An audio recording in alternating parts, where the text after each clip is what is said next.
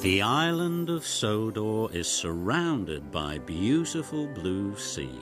It has fields of green and sandy yellow beaches. There are rivers, streams and lots of trees where the birds sing. There are windmills and a coal mine and docks where visitors to the island arrive. The island also has lots and lots of railway lines. Who's that puffing down the track? It's Thomas. Hello, Thomas. Hello, everybody. Welcome to the island of Sodor.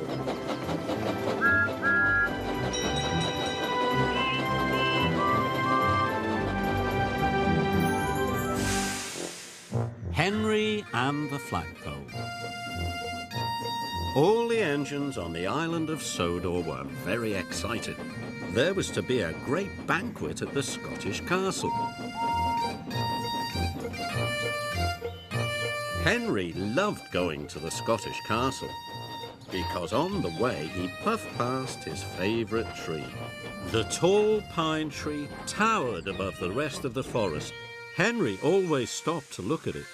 Seeing the tall pine tree standing tall and proud made Henry very happy. Henry arrived at the Scottish castle. The fat controller was waiting for him. The castle's flagpole is old and about to break, he said. I need you to collect a new flagpole from the docks in time for the banquet. Yes, sir, puffed Henry. When Henry puffed into the docks, he couldn't see the tall flagpole anywhere. He looked around for something tall. He looked above the coal trucks, but there was nothing tall there. He looked at an old ship. It had a tall mast. Then Henry saw Cranky. Cranky was very tall. But Henry didn't see the flagpole. It was on the flatbed in front of him. It rolled onto the track. Sorry, matey, called Salty. I didn't expect to see the flagpole down there, puffed Henry. It's not tall when you lay it down, matey, said Salty. Henry felt very silly.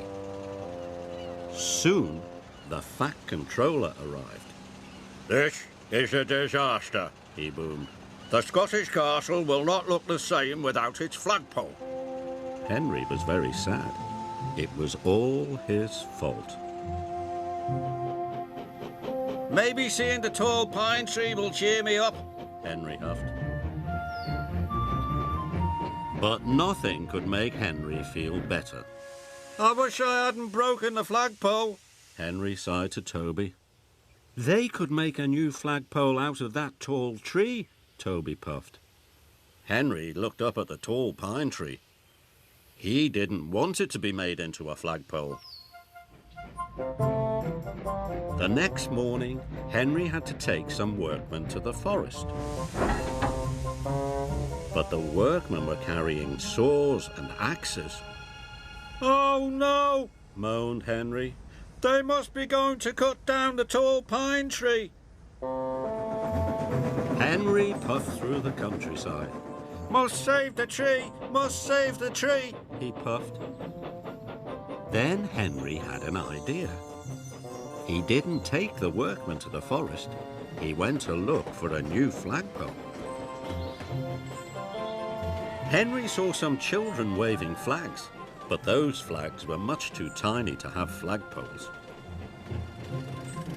There was a flagpole holding up a windsock at the airfield, but that flagpole was much too short.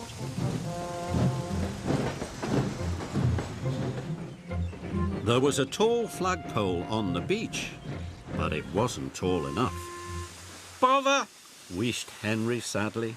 None of the flagpoles is as tall as the pine tree. Now I'll never save it.